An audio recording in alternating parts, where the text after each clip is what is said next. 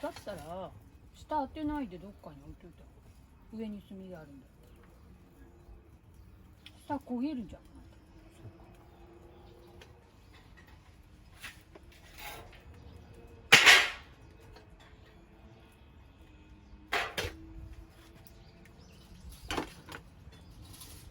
この炭って熱いの？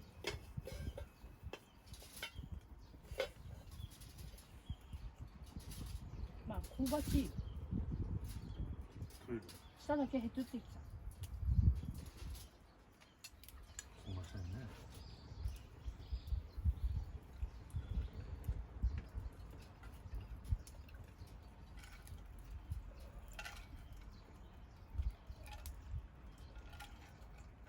これ薪が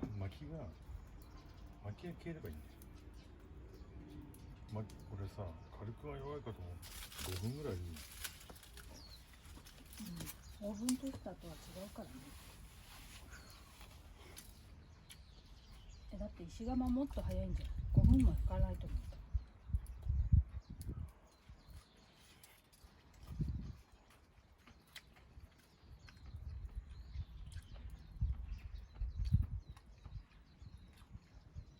石窯本来下が熱くないのね。空気熱いのね。一応下には炭入ってて天板みたいな石の天板あってそこに置くって感じ。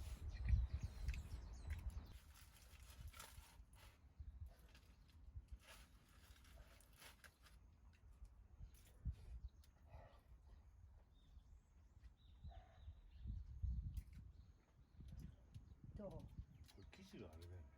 全粒粉の生地だよな、安い生地だよな。まあ安いって言っても体にいいじ美味しい。ゃん。お酒は？氷が入ってる。でもそれ冷たいものばっかり飲んでるからお腹痛いんじゃない？